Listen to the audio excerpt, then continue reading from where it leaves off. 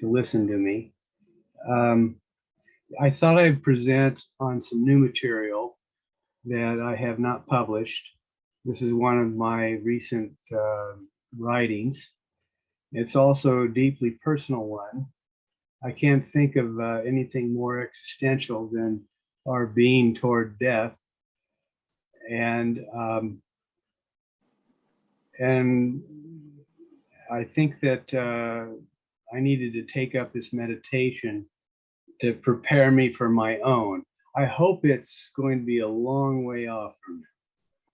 But I also look forward to any serious discussions that you might have about it.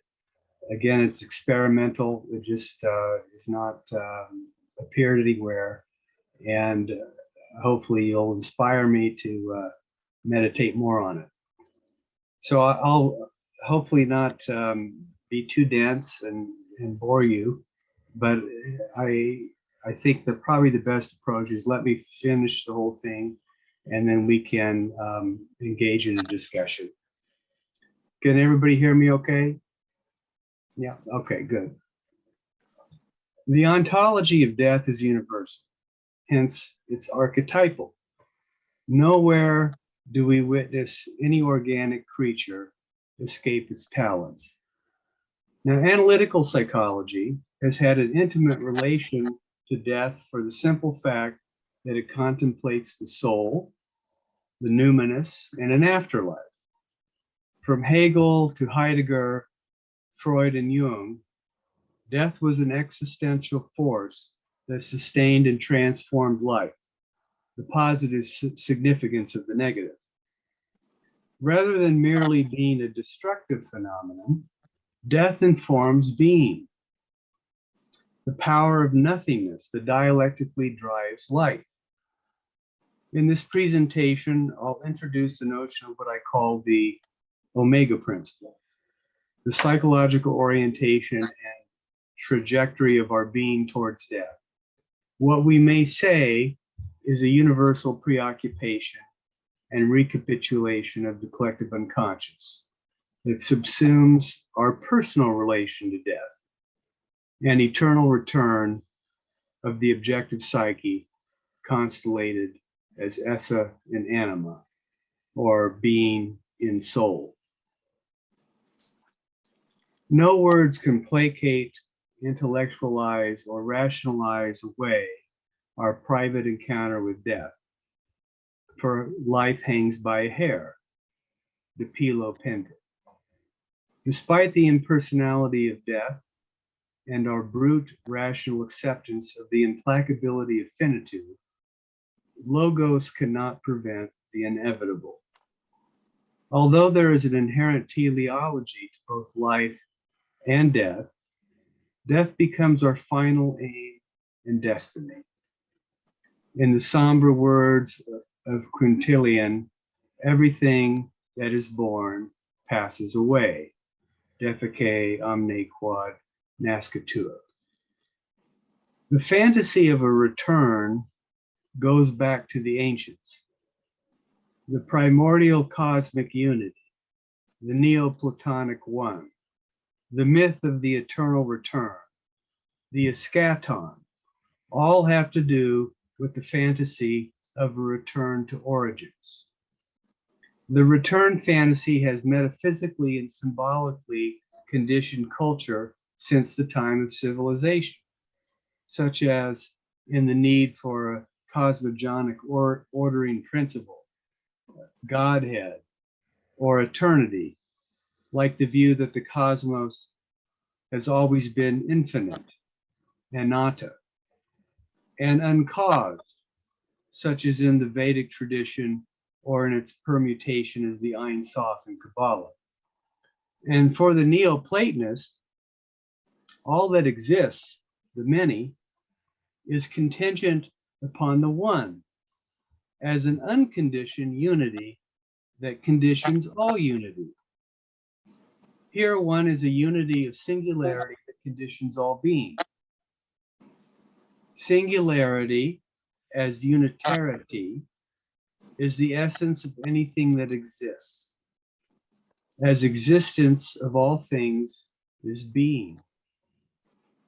Yet the one is indivisible and is the original cause of being. There is no division, no separation, no difference within pure identity. It embraces a simplicity thesis of the rudimentary presence of identity where everything is collapsed into solitariness. The solitary is also further intimately connected to the notion of nothingness as, quote, that which is not one, from Plato's Republic, which Plotinus espouses in the Aeneid. Only one exists, or it is nothing. Ovulian. So we either return to one, or we've never left it. Symbiosis, the merger fantasy, a return to attentionless state, all presuppose a cosmogony of holism, a participatory metaphysics of divinity, a heavenly Eden, or its equivalent in other religions, and peace, hence death, tensionlessness. I want to talk about Jung on death for a minute. The Chilean diplomat and writer McGill-Queens, who had traveled widely in India studying yoga, and who had close friendships with Jung and the poet Hermann Hesse towards the end of their lives, visited Jung less than 1 month before his death at his house in Kuzma. In his interview with Jung, in his study, he describes how, quote, Jung was seated beside the window, dressed in a Japanese ceremonial gown, so that in the light of the late afternoon, he looked like a magician or a priest of some ancient cult, end quote. Can't you just visualize it?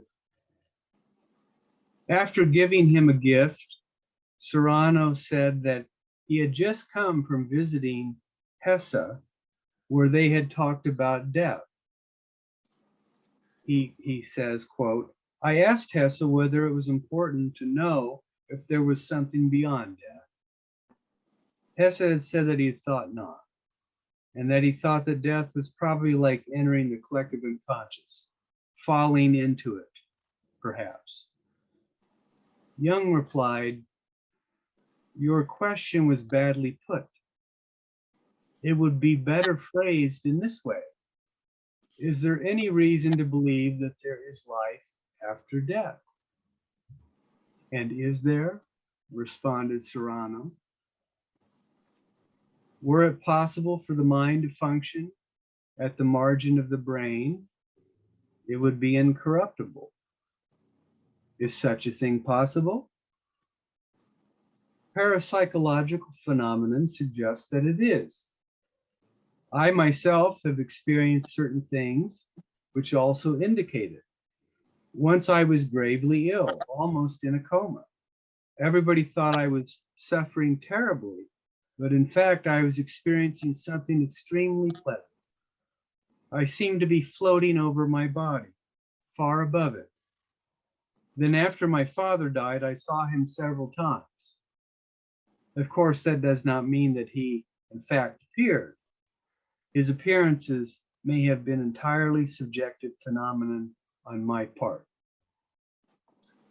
Jung was referring to his space dream he reported in Memories, Dreams, Reflections, after he suffered a heart attack and had a near-death experience where he had the most profound sense of euphoria merging with the cosmos. Serrano continued, quote, but isn't it possible that all these things are in fact external and objective, and not merely something which happens in the mind? Hesse talks about the collective unconscious as if its it existed externally. And he considers that death may merely be a falling into that state, end quote. In a lecture Jung gave at the Basel Psychology Club in 1958, he was asked a question of whether or not we can assume that individual consciousness continues after death.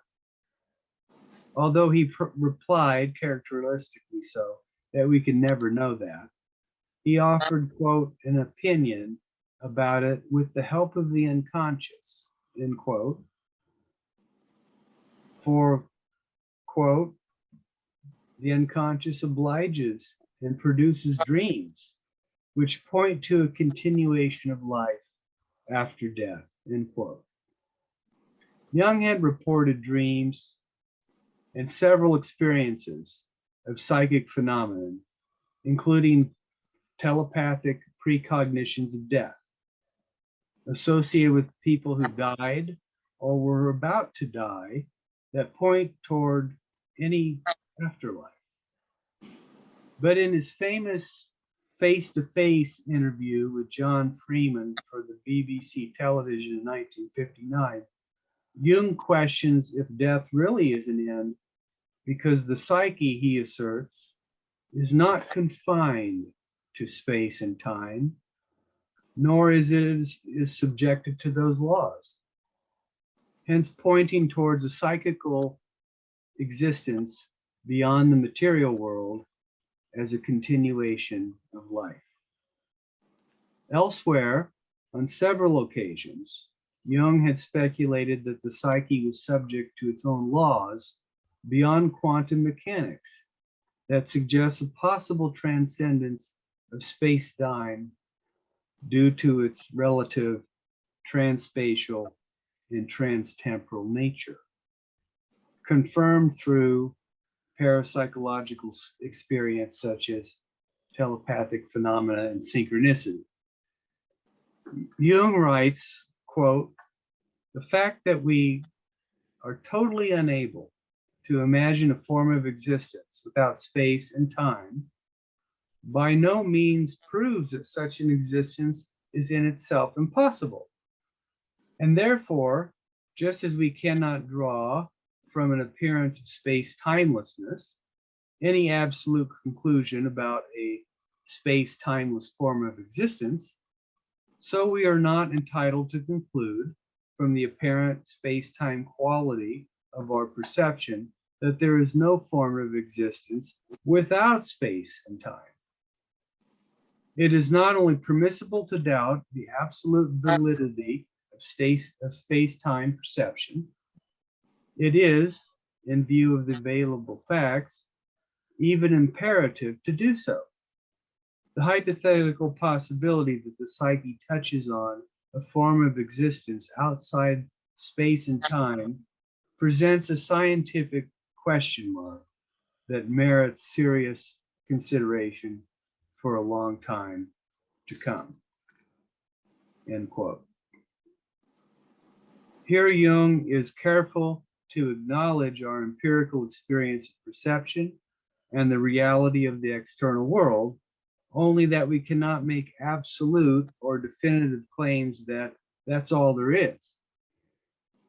Here he employs an epistemological skepticism or hermeneutics of suspicion towards absolute claims to truth and knowledge as such.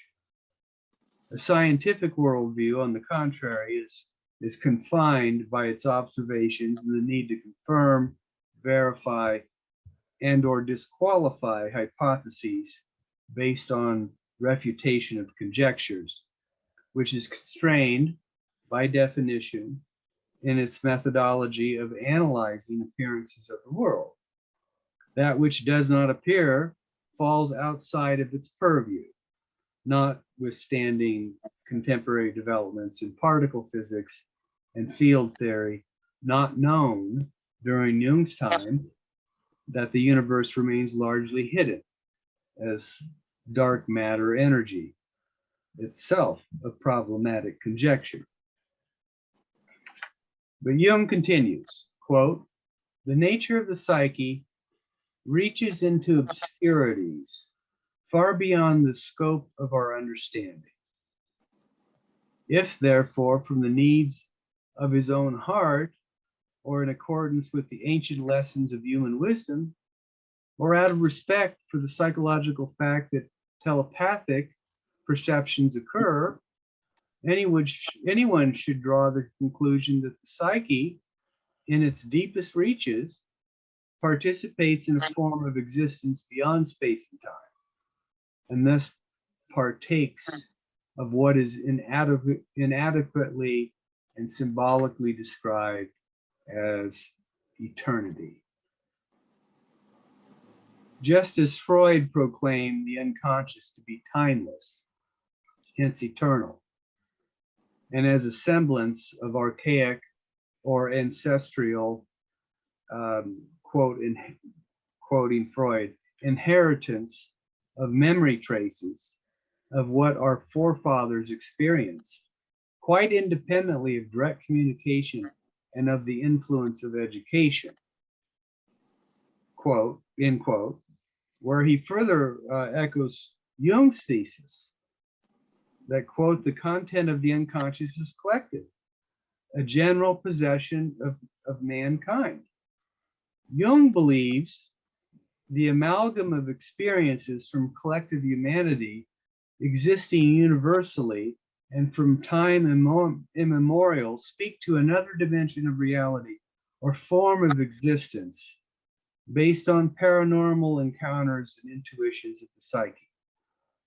And yet he inserts a clever disclaimer.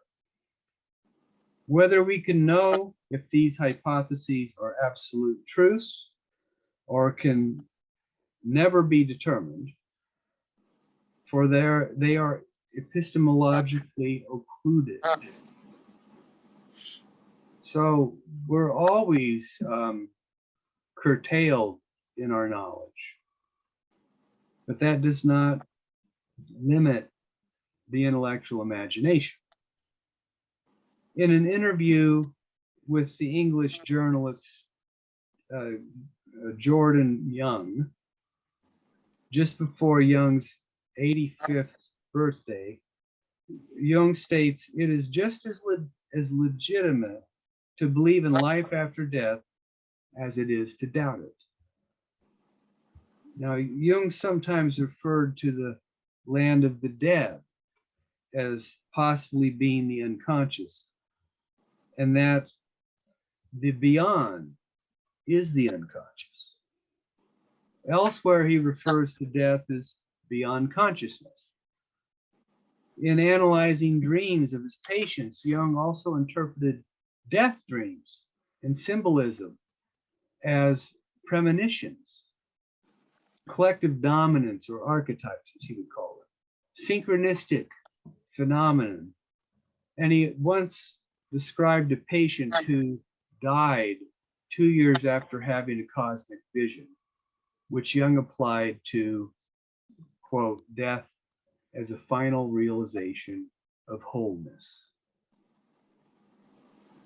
The fear of death is a form of unconscious communication, of an impending event that is to come, where the conscious separates from the unconscious altogether. But Jung often intimated an immortality the soul tries to achieve. In a memorial for Jerome Schloss, given by Jung in 1927 at the Analytical Psychology Club of New York, he tells us, quote, "When we penetrate the depths of the soul, and when we try to understand its mysterious life, we shall discern that death is not a meaningless end, the mere vanishing into nothingness. It is an accomplishment, a ripe fruit on the tree of life. Nor is death an abrupt extinction, but a goal that has been unconsciously lived and worked for during half a lifetime." Here Jung amplifies on Horace, where death is the ultimate goal of things. Murus ultima linea rerum est, and culmination of a lived life, that goal being a state of rest.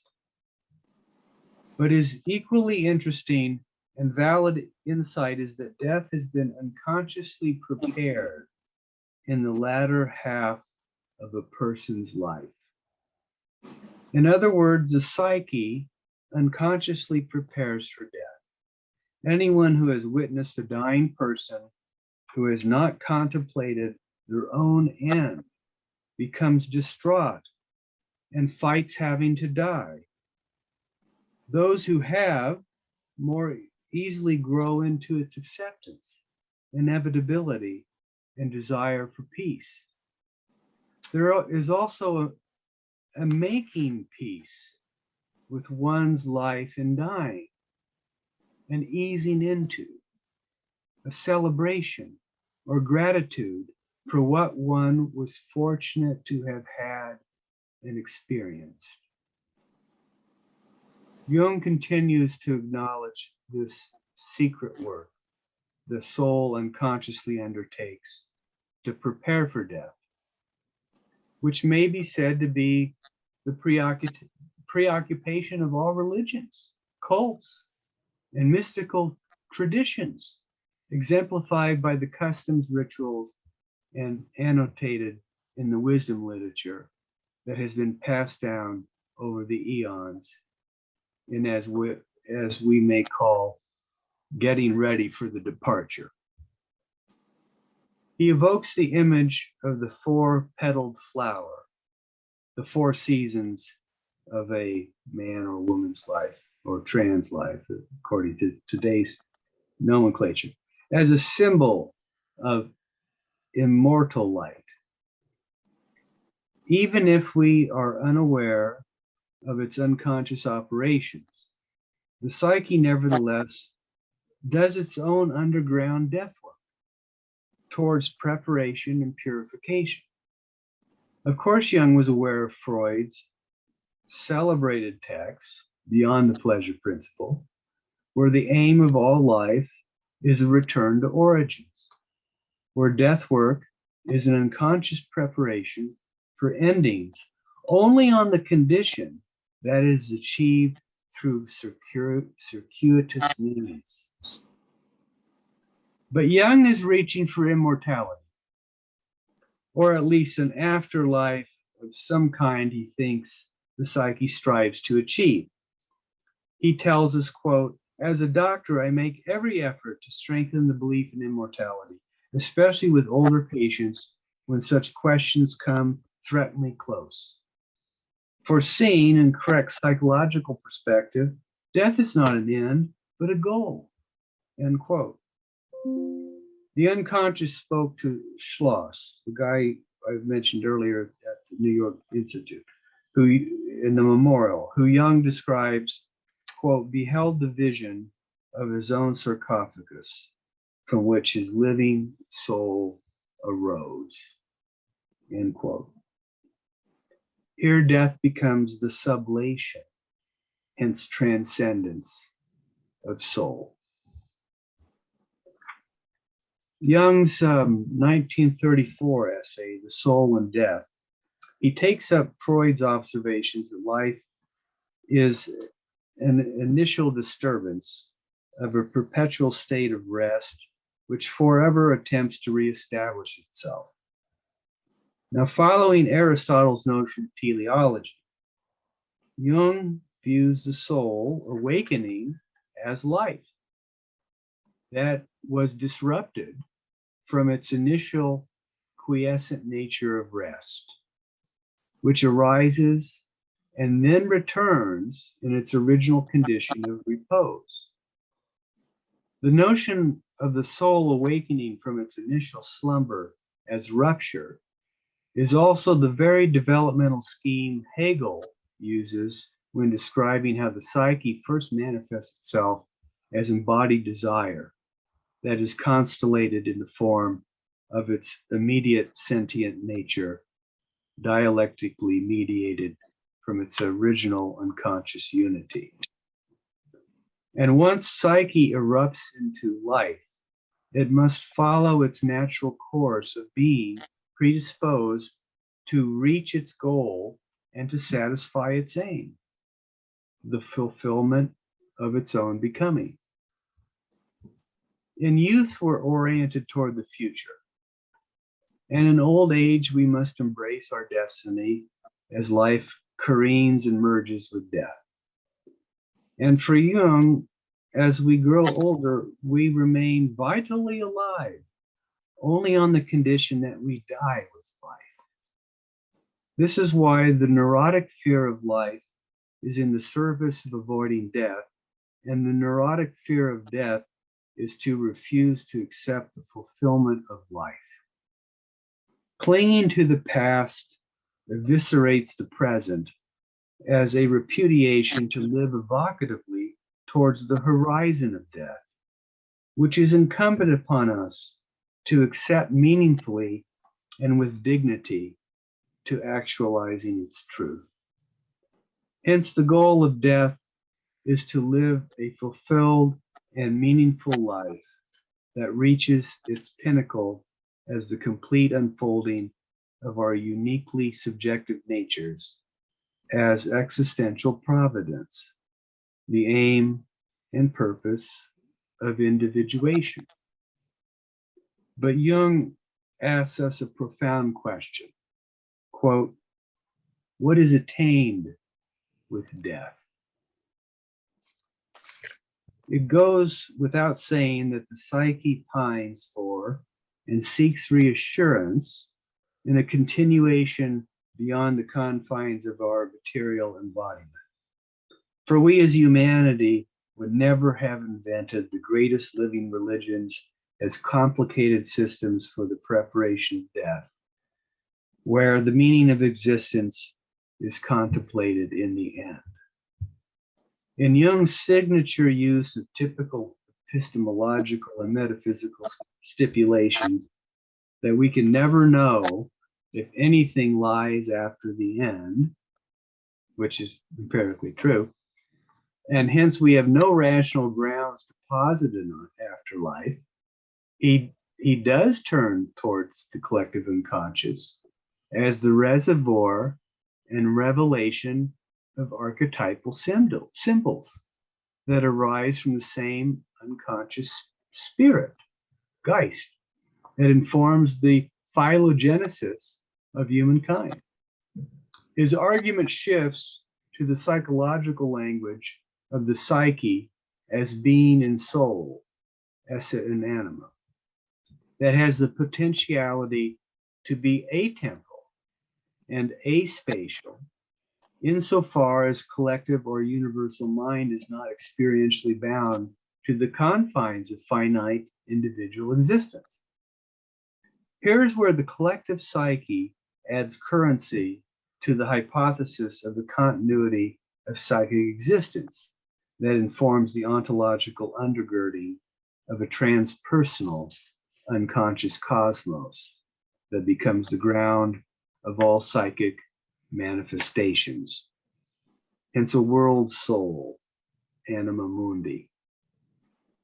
But this argument also rests on the conviction that the collective, or what he calls the objective psyche, takes precedence over the subjective souls of individuals that is conditioned by and gives rise to personal subjectivity.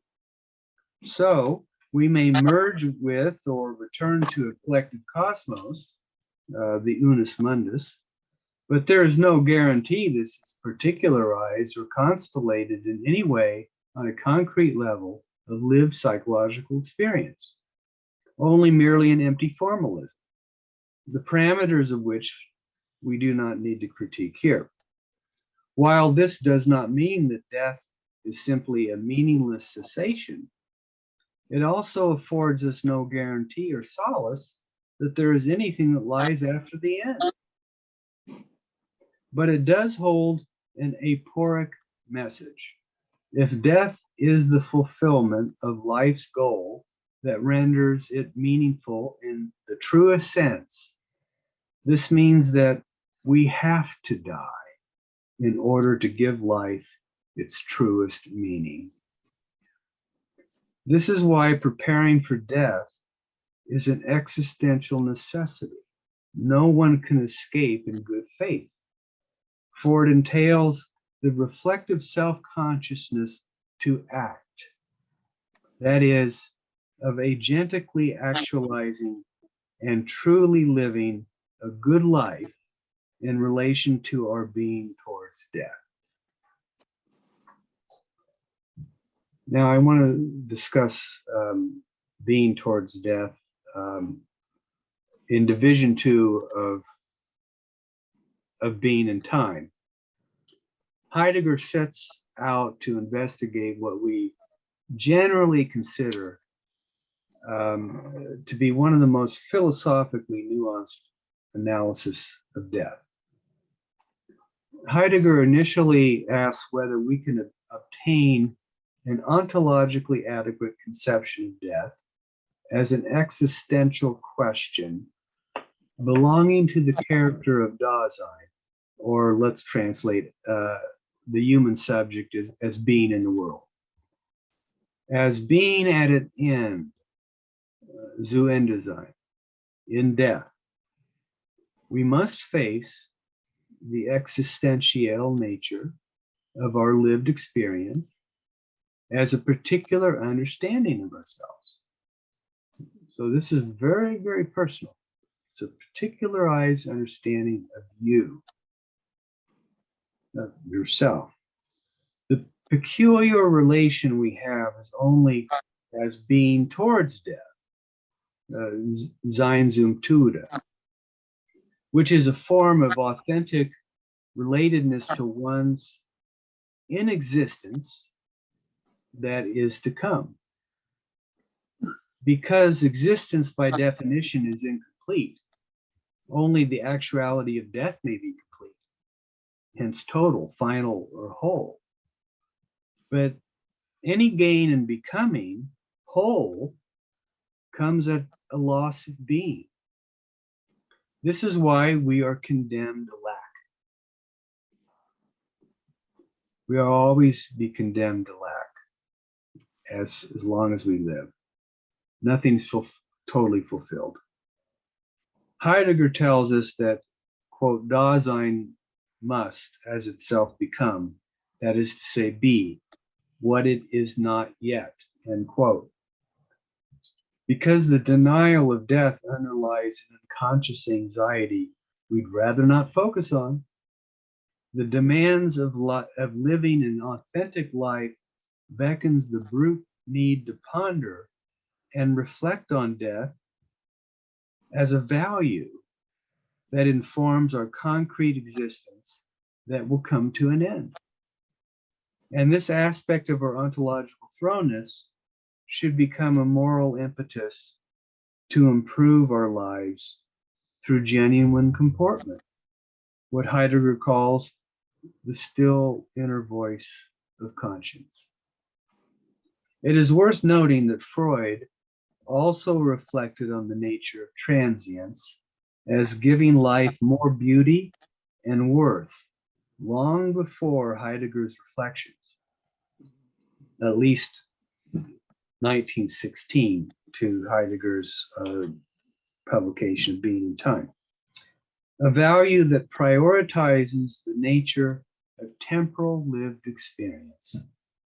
Unlike Jung, the value of life therefore lies in the realization that it is temporary, not something that will continue, which summons our own most authentic potentiality for being a whole, as the very meaning of its being is what Heidegger refers to as care, a caring that extends to all of our activities. You know, to care is that something matters now. In other words, to be is to care as a primordial relation to temporality. Death is the end of time, the end of agency. It's no longer being there, nicht mehr Dasein. No longer being there as Dasein.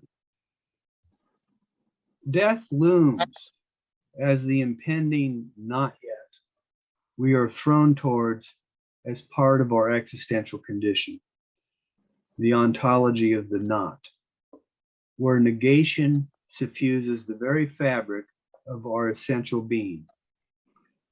Ending, stopping, perishing, exiting, being used up, passing over into, finishing, expiring, demising, are euphemisms and signifiers of the no more. Death is the phenomena of life, is the privative relation to our lived encounters, even though we don't know what death is like. I mean, it's literally epistemic erasure. No with a bar in it, and the word no, the barring of subjectivity, the foreclosure of being. For Heidegger, quote, death is a way to be, which Dasein takes over as soon as it is, end quote. So here death becomes a negative totality with a positive valence. For non-being is predisposed in any discourse on living.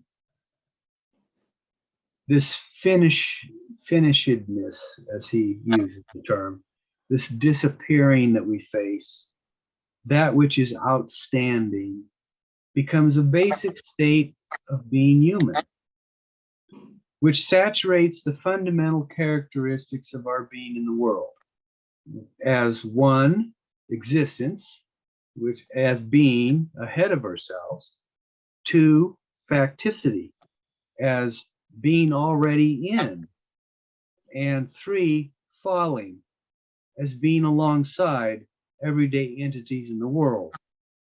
Being towards the end as the phenomenology of the not yet is a basic comportment of who we are as that which is distinctively impending, stands before, and is there with us.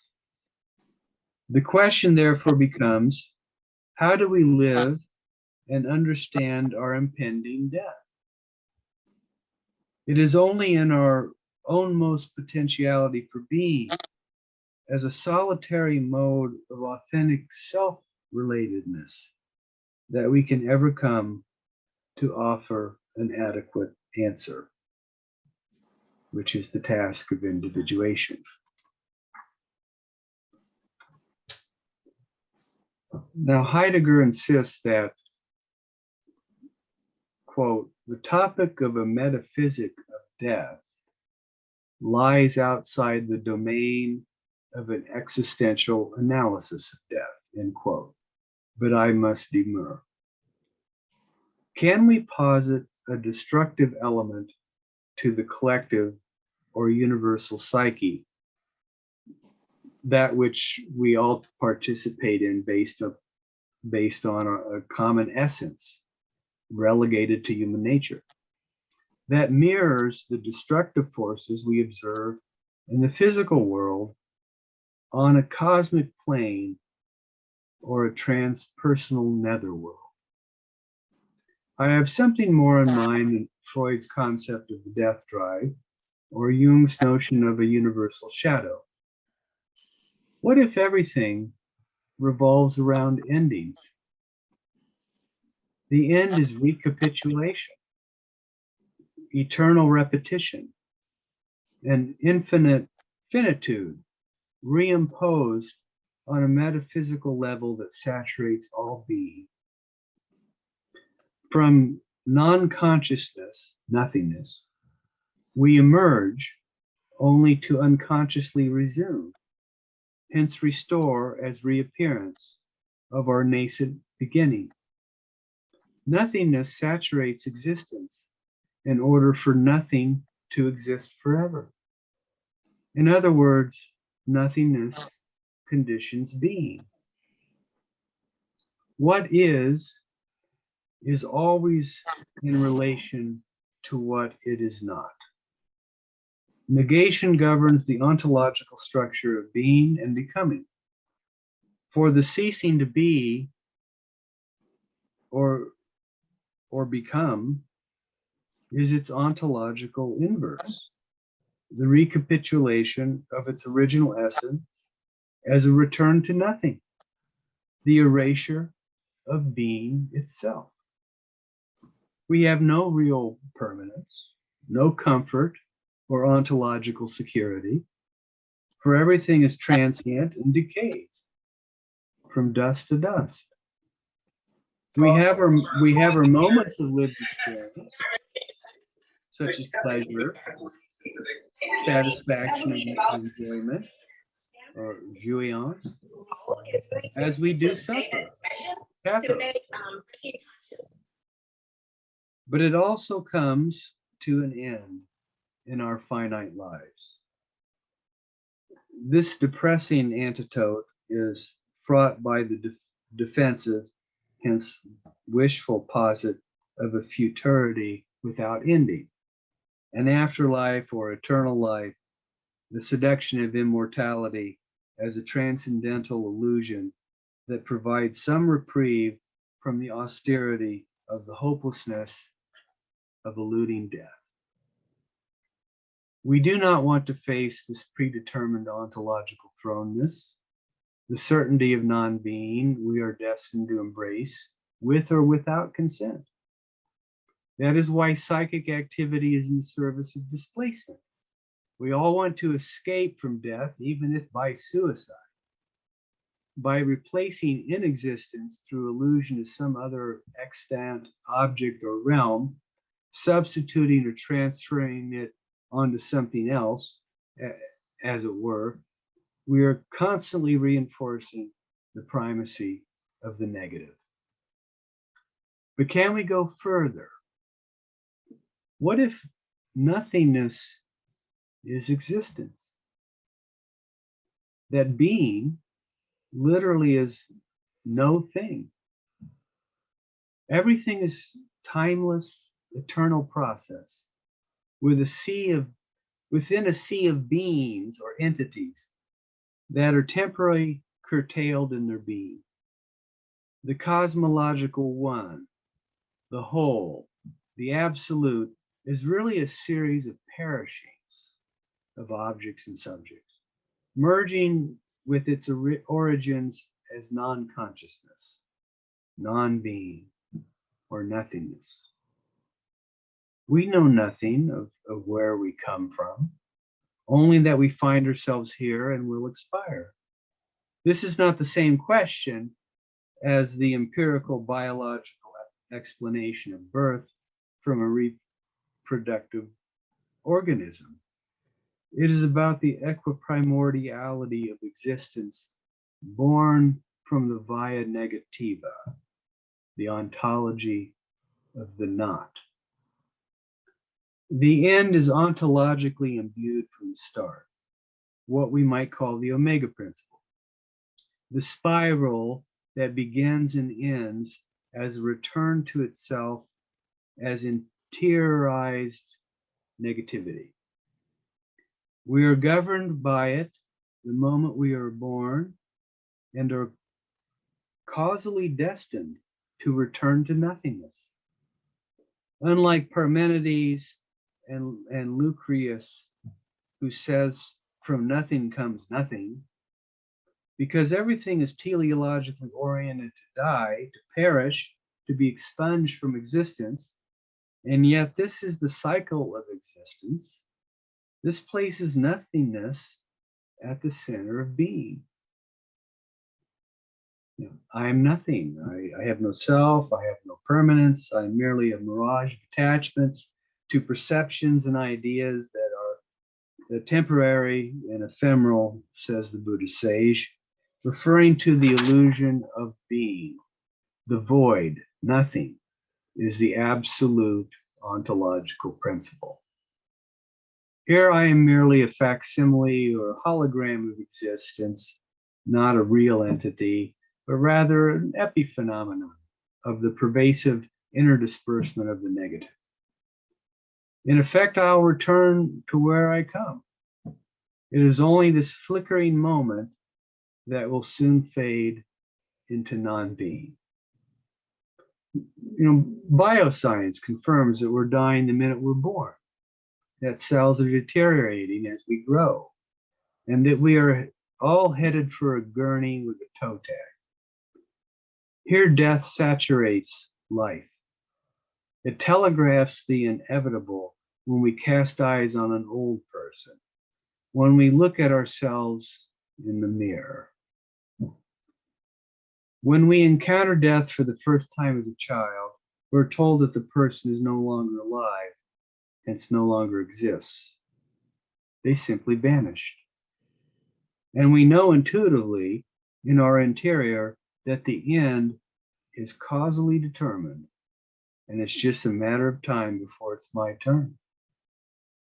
This produces such existential anxiety for the masses that we have the need to invent God, to mollify the worries of small children with transcendental promises of heaven, and placate social collectives through the advent of religion.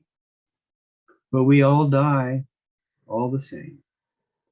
Even an imbecile knows that there's a brute terminus imposed upon us against our will. The Omega Principle acts within the organism as negative interiority, within our social collectives as privation, aggression, and destructiveness. It is embedded within the concept of world as deterioration and regeneration, and in the cosmos itself as the ontological necessity of entropy. Why? Because reality is process and is never static, an eternal series of passing away out of and returning to nothingness. And because we lack the primal presence of absence that can never be satiated or fulfilled, we are always metaphysically immersed in non-being.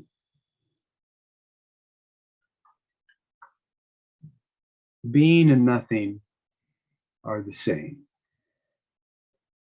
In the Science of Logic, Hegel in 1812 traces the logical progression of cognition as pure reason, as pure thought, thinking about itself and its operations, as the coming into being of pure self-consciousness. What Hegel does is unlike no other philosopher. He makes thinking as objective logic the proper domain of metaphysics, a self-governing formal system of the dialectical unfolding of truth as the ontology of pure interiority. As the science of thinking in general, logic confronts its inner forms as, quote Hegel, the formal conditions of genuine cognition, the realm of truth, as it is without veil, self-contained and complete in itself, and in für sich selbst. In other words, logic is the truth unveiled, the science of encountering and mediating contradictions and reasoning a unity through oppositions. At first, he says, quote, unconscious of the antithesis of thinking within and against itself, end quote, it is through the force of the negative, as pure interiority, that we come to realize the dialectic in all its shapes. In Hegel's famous treatment of the categories of being and nothingness, thought is first identical with itself as pure being, with or without further determination. It is merely an indeterminate immediacy, as an undivided simple unity. It is pure emptiness or nothingness, because there's no differentiation in itself, no determinativeness. There is nothing to be found or intuited other than itself in its purity. There is no content, only the isness of vacuum, of absence, of lack. I mean, this Hegel's saying this way before Lacan ever came on the scene, by the way.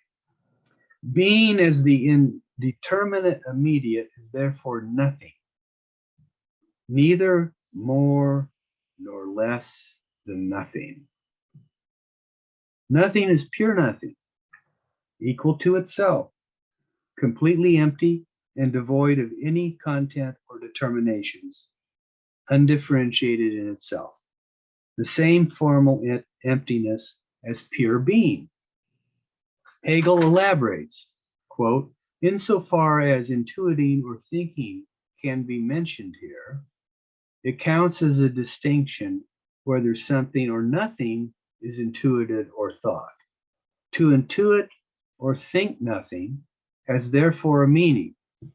Both are distinguished, and thus nothing exists in our intuiting or thinking. The mere fact that we can think the nothing is incredible. We've already transcended certain barriers or limits that Kant and Fichte placed on us, where we can never know the thing in itself, the Ding und Sich. Here Hegel says, well, we can know it by virtue of the fact that we posit it, and that is experientially realized. An incredibly important moment in German idealism. Notice that when Hegel, when nothing is thought, when he said, when nothing is thought, it exists.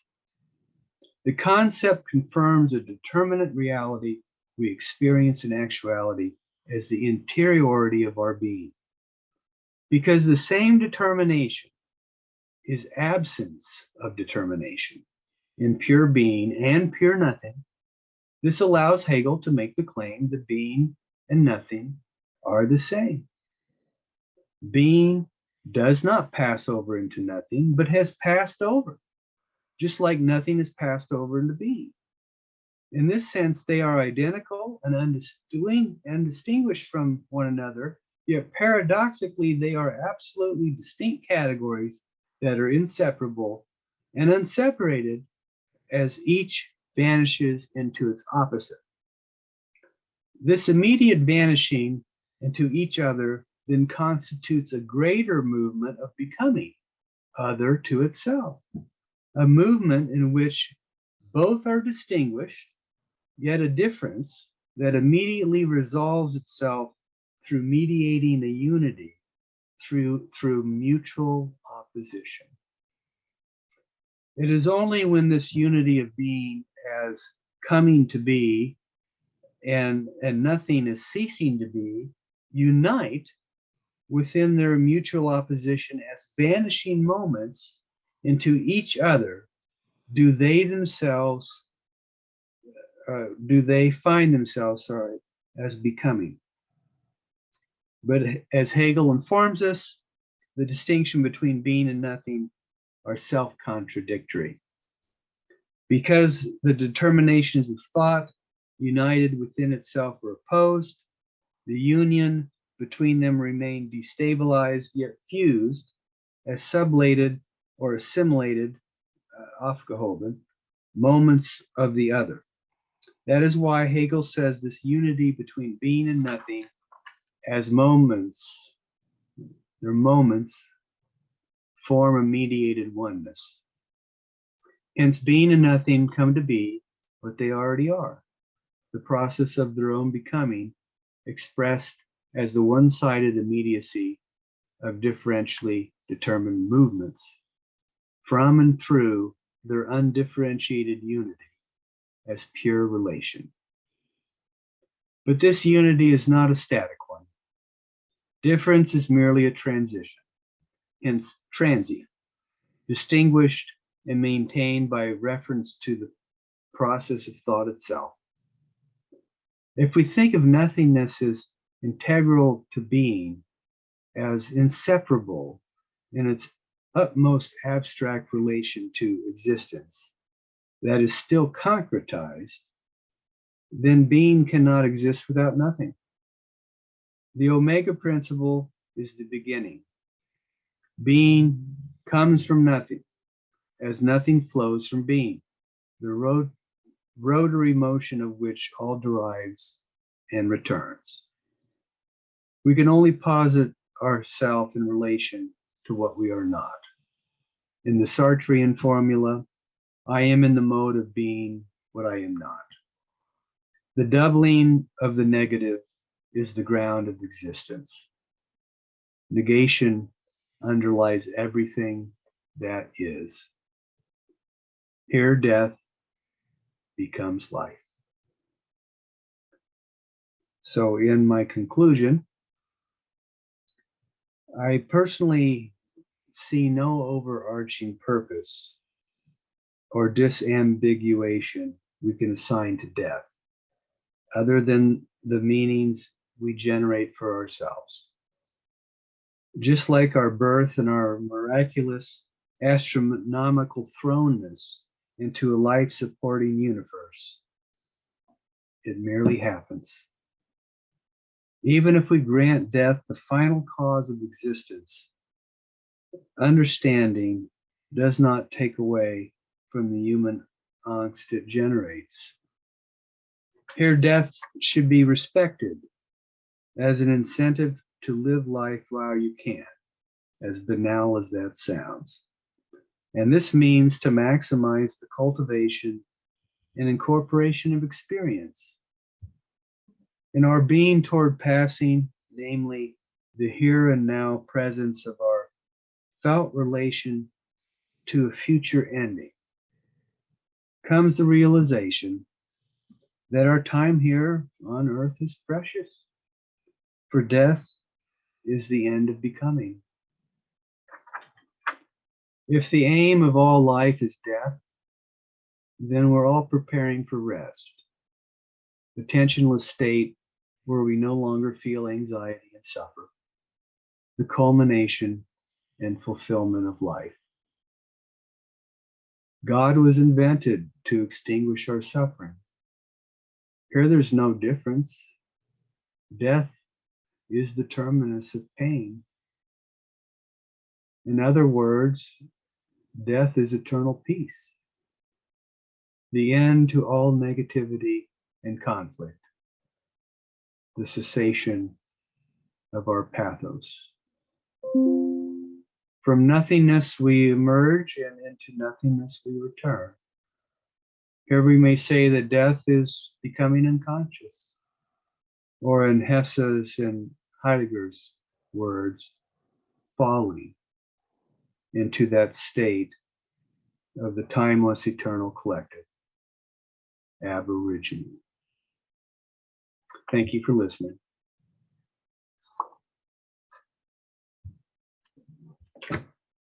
Oh, thank you so much, John. That was really great. So now we have about we have a good chunk of time, maybe 30 minutes or so, for everyone to jump in. There's so much there. I would encourage you just to jump in with any thought really that stuck out to you. And remember, all of you are on mute. I'll try to keep so unmute yourselves if you want to speak, and also you can raise your hand or use the raise hand function. And I'll just keep track and try to call you as I see you.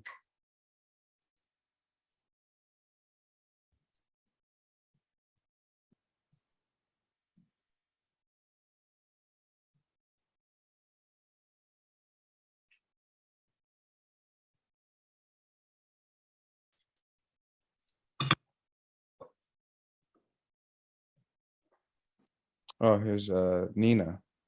Mm-hmm. Oh, Nina, you're muted. Mm-hmm. Yeah, what came to mind, I don't know how many of you, if anyone, is familiar with the Wallace Stevens poem, The Emperor of Ice Cream. But this really was making me think of that. And in the poem, the first verse is really about sensual pleasures. It starts with, call the rollers of big cigars, the muscular woman, bid him whip in kitchen cups concupiscent curds, and really sort of evokes the sense of sensuality. And the second verse is really this dead woman lying on the slab, sort of described very specifically, but the last two lines of each verse are, let be finale of seem, the only emperor is the emperor of ice cream. So at least, you know, in my mind, it seems to sort of metaphorically be consistent with. Well, we want to have some ice cream before and after.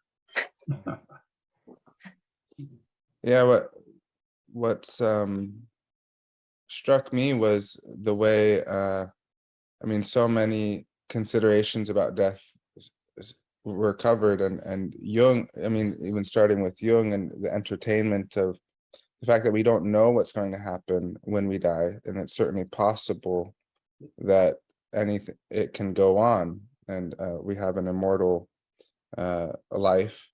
But then, you know, as you went on, John, it went on to say that, you know, we also have to deal with that, the sort of the basic experience of it is that it's, we just don't know, which includes both the doubts, as Jung was saying, you know, it's just as valid to believe in it, in an afterlife, as it is to doubt it. Both would be a form of belief, and ultimately it comes down to this absolute sort of not knowing, and you have to be live in light of that fact. And then you kind of made it, I mean, the way it came across to me was that we are living our deaths all the time through our relation to nothingness, and all that is indeterminate and all that is not a thing, and being and nothingness are, you know, that's the name of Sartre's book, and that was implied all throughout. And I just kept getting the image of the I Ching, you know, of you know, that we're sort of living on this line, you know, the line in the I Ching of between being and nothingness, or that it's, you know, it's all sort of encapsulated in this one experience. And so, you know, I thought that was really beautiful that, you know, we're thinking about death as this ending later on, but we live it. It's incorporated into all experience and to everything that we experience as ourselves and in the world, that we are always experiencing things in this, on this line between what is and what is not. So that's just, that's really beautiful. We have Trevor. And you're muted. Yeah, there we go. Okay. Hey, John. Enjoyed the presentation.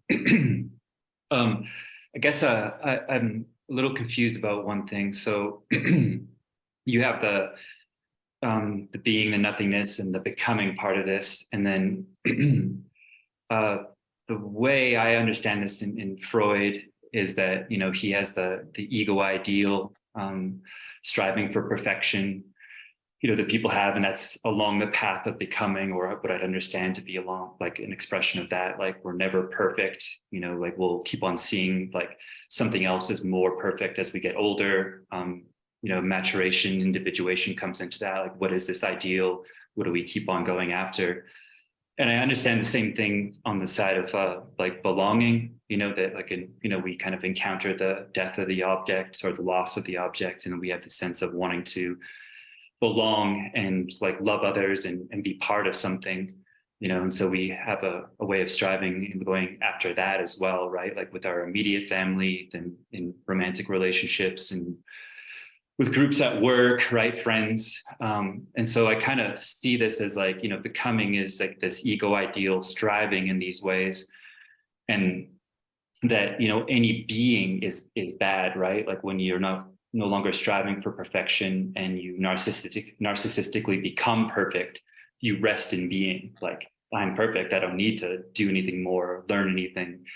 And the same thing, you know, to go into death on the side of belonging, you know, it's just like you kind of feel like you're outside of things, you're not a part of things, you're lonely, you don't fit in, you're the black sheep, you're the outsider. And so I just, you know, so I understand in that sense that like, you know, becoming is this thing we're going after. But it kind of sounds to me like that you're kind of taking the initial death drive view of Freud, that, you know, that there's that longing for tensionlessness, there's that longing, you know, to dissolve oneself as primary because we started as inorganic.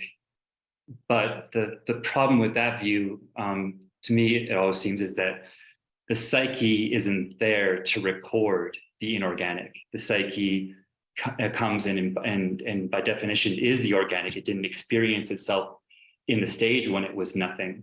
So that idea of striving for the nothing doesn't make sense to me if you never experienced it.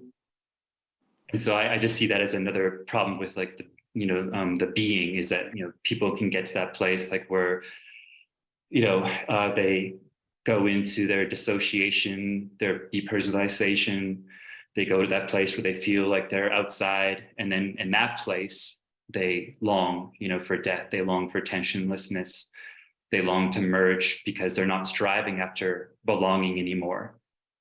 And so I just wanted to kind of get you to clarify, like, are you saying there is an experience of that inorganicity at the beginning that the psyche records, even though the psyche doesn't exist? Well, nice to see you as always, Trevor. Yeah, you're asking some really, you know, important, pointed questions. I guess I'd want to reframe the notion that when we talk about nothingness, or being in nothingness, it's in the context of a metaphysical principle that, and particularly when I brought in Hegel, it's in the notion of speculative reason or pure logic or pure thinking. So that's a little bit different than you know, Freud's notion of a return to the inorganic. Now, I must say that I am a fervent believer in the death drive as a destructive principle that operates in psyche. Whether or not I would say that we want to return to an organic state is really, I don't think, the main point that you're probably emphasizing. How is it, especially in our clinical work, how can we not observe the prevalence of internal innate destructive forces in the psyche and in society and in worldhood? It's an empirical fact that cannot be dismissed. Now, one could certainly quibble over, is it really a internal, you know, teleology that we're trying to bring about our own extinction, or we long for a return to a simpler state where there's no conflict at all? We can debate that, sure, but the primacy of the ontology of negativity or destructiveness is, I think, empirically demonstrated. So how we come to look at that, I mean, how we come to mediate that, how do we come to make sense of it, and then maybe even engage it as the positive significance of the negative, is, I think, where I'm kind of trying to go here with that.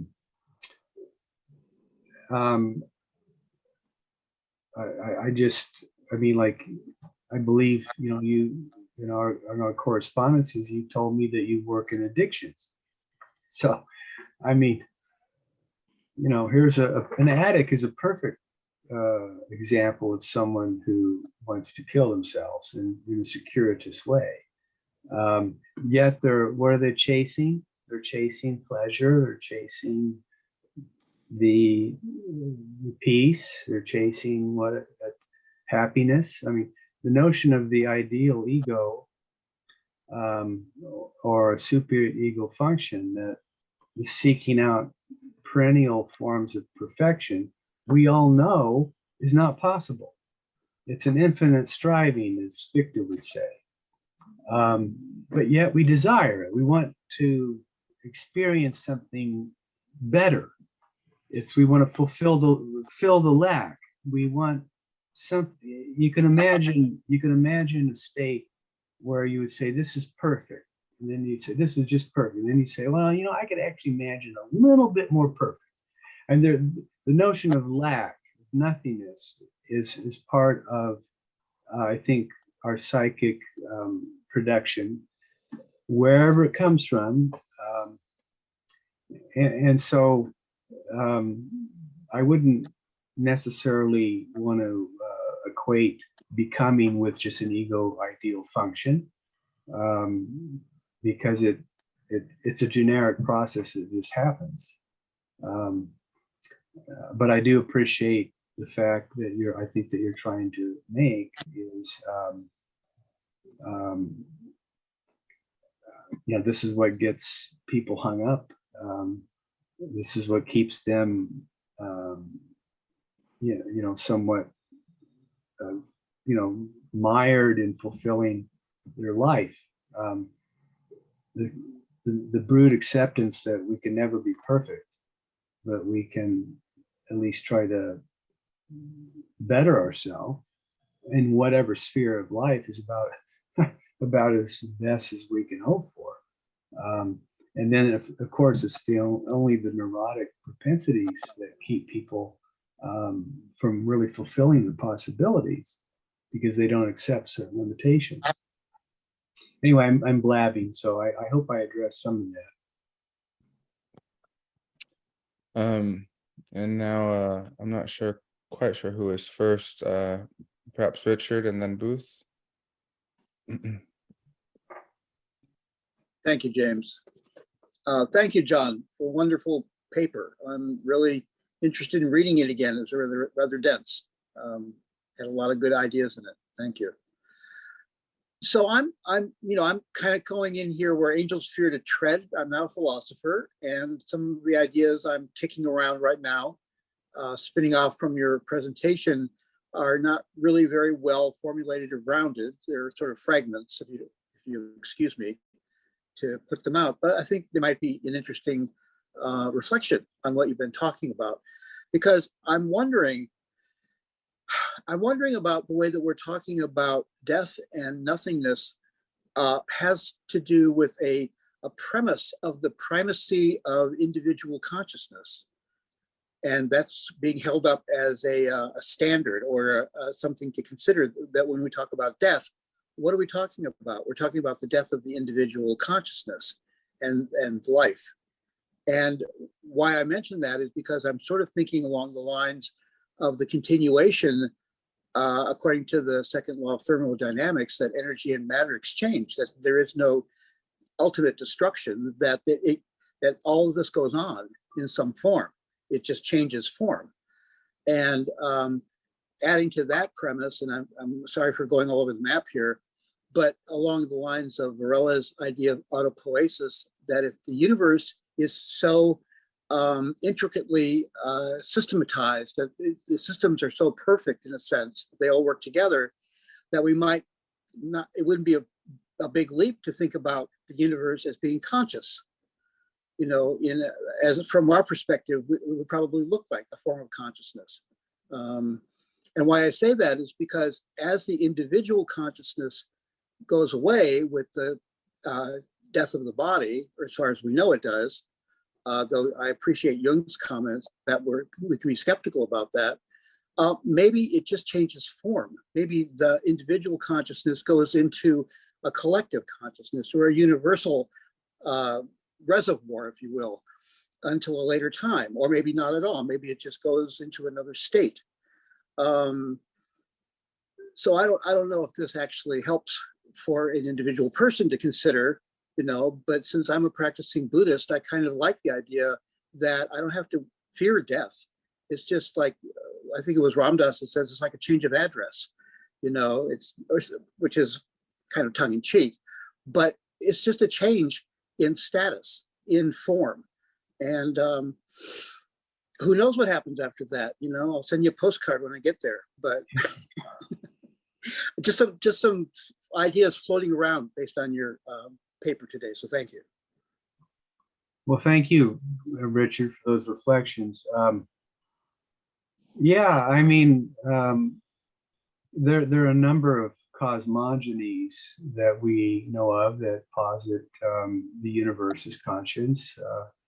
I mean, panpsychism, which has even become popular and by certain circles and philosophy of mind today by David Chalmers, for instance.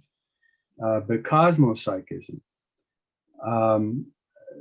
Alfred North Whitehead in his famous work on process and reality is to make the universe an emotive, more or less conscious system.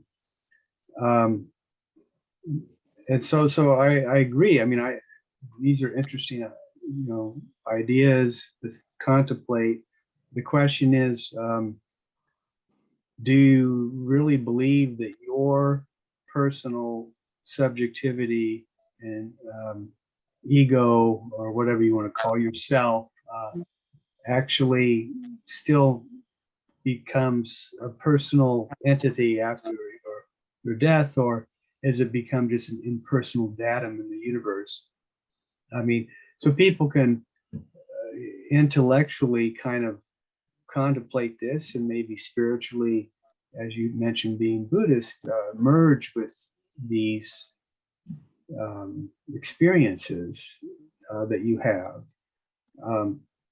Others would say it's a defense, right? We're trying to escape the inevitable, and the intellect is so ingenious that it is able to imagine and create other worlds. And listen, I'm going to leave this up to everyone else. I mean, everybody has to answer these questions for themselves. I'm in search of the numinous, and I still haven't found it. But doesn't mean, like Trevor's talking about with the ego ideal, I'm searching, I'm seeking. Other people get it through faith or religion or community or relationality, love, friendship, you name it, music, aesthetics. There's so many different elements, I think, to spirituality that I think we're all struggling with on some level. And I don't claim to have any answers. I'm just a student of philosophy and will always be. But thanks for raising it.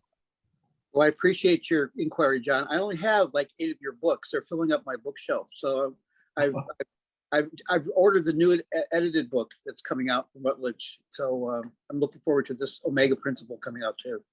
Well, thanks for your support. Appreciate it. John, maybe this is redundant, but can you say more about the numinous? Well, this is a particular idea introduced by, Otto in the, in the sacred, or the idea of the holy. It's a particular, he has a particular, of course, Christian bend to it, but the notion was taken over in Jungian thought, and in a very generic way. I think we're all seeking this feeling of, this. It's in many ways it's so mysterious. It's so hard to describe, but when you have it, there's a sense of urgency, of emotional meaning, and the immediacy of something that is both aesthetic and profoundly moral and elevating in the sense of transcendence of consciousness, that you realize that these are the unique experiences that we are lucky to encounter, if we do encounter them, and that they raise the stakes about what it means to exist and what matters. And so for those of us who've been fortunate enough to have our own lived moments or numinous moments, you want more of them. But often they come with a price. They often happen during times of distress or crisis or trauma. And it could be like, I just about got killed, but thank God I'm here. And that becomes the numinous experience that once, a person wants to change their life because of. It could be, you name it. It could be a religious experience they've had. They want to change their life. And so anyway, I think this is what we have to give some currency to. We're seeking it, even if we're not really aware of it. And I can give you my own experiences, but they're always laced with some element of the negative.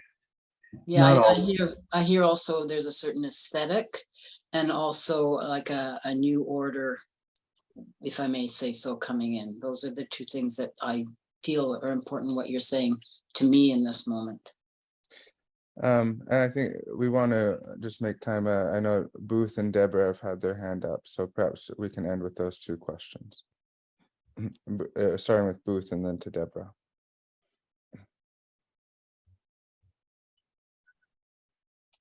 Oh, thanks, John. It's nice to meet you. I think I've seen you before in some of the other meetings that have been held around Michael. I'm not a therapist. I don't deal with, never have, with people who are exhibiting a great fear of death. I'm sure that would have a very profound influence on my life. But it was interesting hearing you talk about Jung, because I can't imagine Freud consoling his elder patients with life after life. That has some moral significance to me as well, and aesthetic. But another point that occurred to me is, and I don't want to get into science in some deep way or another, or start throwing some jargon around here, but I think most of us know that the second law of thermodynamics discusses something called entropy. Entropy is a guiding constituent of the universe, basically. Its energy is running down. And the amazing point about life in this little biosphere, as we know it, is it's the only self-replicating, the only self-generating, negentropic, non-entropic entity in the universe. We know of nothing else that is negentropic, just life. And my point about that, in relation to your comments of Hegel and of Heidegger, is that it would seem to me that the purpose of life is life, not death. And that's kind of a signal point. The last thing, I was just curious to know if you'd read a book called This Life by Martin Haglund, a philosopher from the Ivy League School, Princeton, I believe. It's a beautiful thing and really, really well written. Sorry? He's Norwegian. I think he's Norwegian, yeah. You might really, really enjoy it. He's very familiar with the very philosophers you were mentioning. And he had a number of really wonderful points to make. One of which is the relationship of care. You talked about Heidegger and care, a very, very important point, how care evolves. And Hagelin really brings forth the point that if we get stuck in the idea of afterlife, what does that do to care? What does that do to compassion? Why should we care about anyone or anything if we're going to live forever? Why should we? Why is it, in fact, that the fact that we're all, if there is an absolute, here are some absolutes. We're interdependent, we're fragile, we're mortal. Why aren't those issues first and foremost in our minds when we interact with one another? Why not? Yeah, some excellent observations and insights. Yes, I mean, I'm sure we could all just have an incredible conversation, and especially over wine and dinner. But thanks so much for your comments.